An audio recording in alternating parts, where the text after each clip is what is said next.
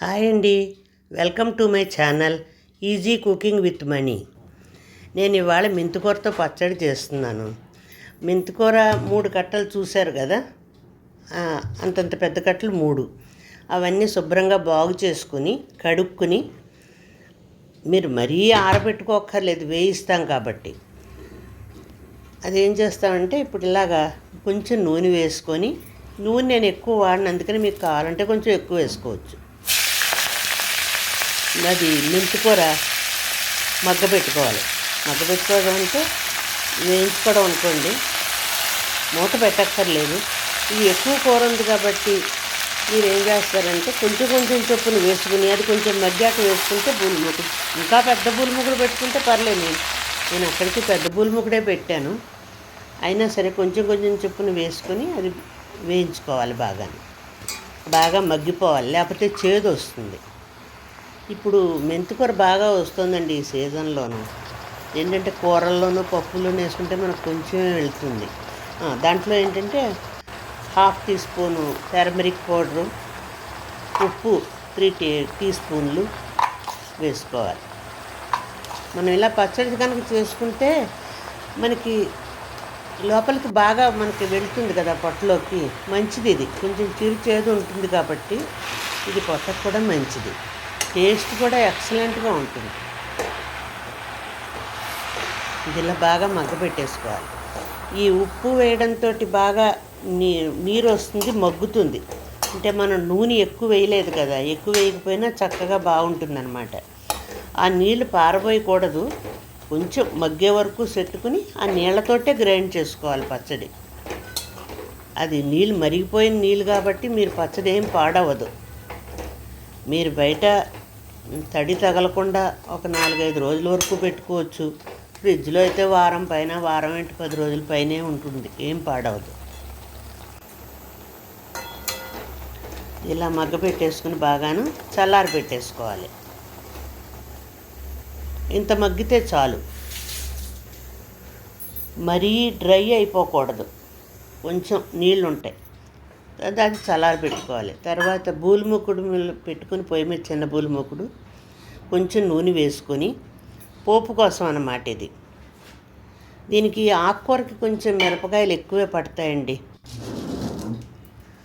శనగపప్పు 2 టేబుల్ స్పూన్లు వేసుకోవాలి. మినపప్పు 2 టేబుల్ స్పూన్లు, మెంతులు ఒక 1/4 టీ స్పూను, ఆవాలు కూడా 2 టీ స్పూన్లు. ఇవన్నీ వేయించుకుని ఇందులో మిరపకాయలు ఒక 8 మిరపకాయలు వేసాను. మీకు కావాలంటే కొంచెం ఎక్కువైనా వేసుకోవచ్చు, కొంచెం తక్కువైనా వేసుకోవచ్చు.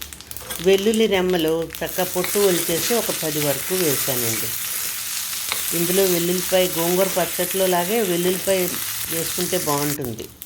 ఇంగువ, మేము జనరల్గా అన్ని కూరల్లోనూ వెల్లుల్లిపాయ తినం, కానీ దీంట్లోనూ గోంగూర పచ్చట్లోనూ కాకరకాయ కూరలోనూ వెల్లుల్లి వేసుకుంటాం. అన్నిట్లోనూ మేము తినలేము, మాకు సూట్ అవుతుంది అది.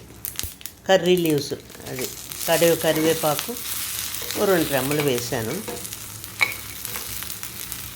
వేసుకుని ఇది కూడా చక్కగా అంత బాగా, ఎప్పుడు కూడా మంట ఎక్కువ వేయించుకుంటే మాడిపోతుంది పోపు.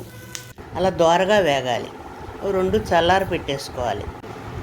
చల్లారి పెట్టేసుకుని ముందు పోపు వేసి గ్రైండ్ చేయాలి. ఇంకా ఉప్పు వేసుకోక్కర్లేదు, ఉప్పు ఆల్రెడీ మనం అందులో ఎంత కావాలో అంత మెంతికూరలో వేసేసాం. ఇది గ్రైండ్ చేసేసుకున్నాక ఈ మెంతికూర కూడా పూర్తిగా వేసేసుకొని, ఇందులో నీళ్ళు ఉంటాయి కదా, అది పారబోయకండి. చక్కగా ఇందులో వేసేసుకుంటే బాగా గ్రైండ్ బాగా అవుతుంది. అదిగాక విటమిన్స్ పోవు. ఆ నీళ్లు కూడా ఏమీ బయట నుంచి వచ్చిన నీళ్ళు కాదు, ఆ కూరలో నీళ్ళే. ఉప్పు వేస్తే నీరు బయటకు వస్తుంది, అదనమాట. అది గ్రైండ్ చేసేసుకోవాలి. ఒకసారి గ్రైండ్ చేసుకుని టామరిండ్ పేస్ట్ ఒక టేబుల్ స్పూన్ టామరిన్ పేస్ట్. ఇవన్నీ నేను వేసుకునే మెజర్మెంట్స్ చెబుతాను మీకు తగ్గట్టుగా. మీకు పులుపు ఎక్కువ కావాలంటే కొంచెం ఎక్కువ వేసుకోవచ్చు, తక్కువ కావాలంటే తక్కువ వేసుకోవచ్చు. ఇది కూడా గ్రైండ్ చేసేసేయాలి బాగా, ఇంకా మెత్తగా గ్రైండ్ చేసేసుకోవచ్చు. వేసేసుకున్నాక తర్వాత లాస్ట్లో పచ్చిమిరపకాయలు ఒక్కొక్క కాయని 2 ముక్కల కింద తుంచుకుని నేను 8 మిర్చి వేసాను. జస్ట్ అలా పల్స్ మోడ్లో తిప్పాలి అంతే. మరీ ఎక్కువ తిప్పి కారం బాగా ఎక్కువైపోతుంది. అప్పుడు పల్స్ మోడ్లో తిప్పి తర్వాత ఈ పచ్చడి ఇందులో మన సర్వింగ్ బౌల్లోకి తీసేసుకోవడమే. మీకు అన్నంలోకి, రోటీలోకి అన్నిటిలోకి బాగుంటుంది. స్టఫ్డ్ పరాటా ఉంటే దాంట్లోకి బాగుంటుంది.